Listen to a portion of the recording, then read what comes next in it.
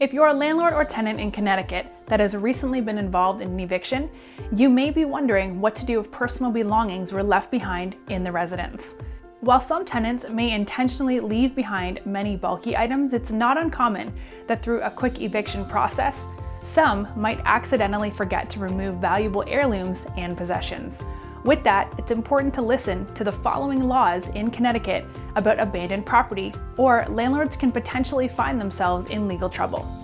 First, let's review the abandoned property laws in Connecticut. In Connecticut, landlords are required to inventory and hold on to abandoned property for 30 days after the tenant relinquishes the residence.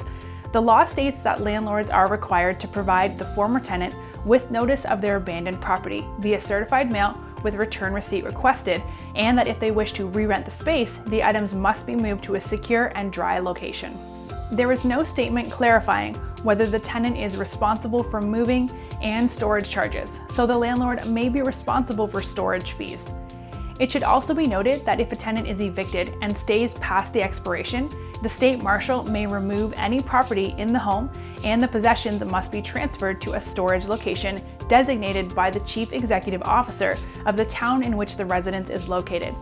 Before removal, the state marshal in charge of executing the judgment must give the chief executive officer of the town 24 hours notice of the eviction, which must include the date, time, location, and the description of the property to be removed and placed in storage, if that information is available. The tenant being evicted must be served a summary of the notice that includes information about how and where they can claim the removed possessions. The removal and storage is at the expense of the tenant, and if the items are not claimed and expenses are not paid within 15 days to the chief executive officer of the town, the chief executive officer may sell the items at public auction. Before doing this, the chief executive officer must use reasonable methods to locate and inform the tenant about the removal and storage, which includes posting notice of the sale for at least 1 week on a signpost nearest to the location of the eviction. The former tenant can collect the sale proceeds minus the delivery and storage fees. However, if they do not claim the money within 30 days of the sale, the proceeds may be deposited into the town treasury. Now, let's go over the proper steps to take regarding abandoned property. When tenants leave personal belongings behind after an eviction in Connecticut, there's a recommended series of steps to take. Dispose of garbage. The landlord or cleaning crew disposes of anything deemed to be garbage. Catalog items of value. Catalog all items of value. Issue notice. Issue a mailed notice via certified mail with return receipt requested informing them of their abandoned items. The notice must include a telephone number and mailing address where the landlord can be reached. Secure items.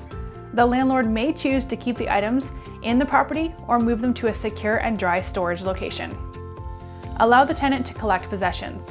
In Connecticut, the landlord must give the former tenant 30 days to collect their possessions. Keep or remove items. If the tenant chooses to not collect their possessions after the allotted time frame, the landlord may keep, dispose of, give away, or sell the items. We're eForms, the biggest database of legal documents.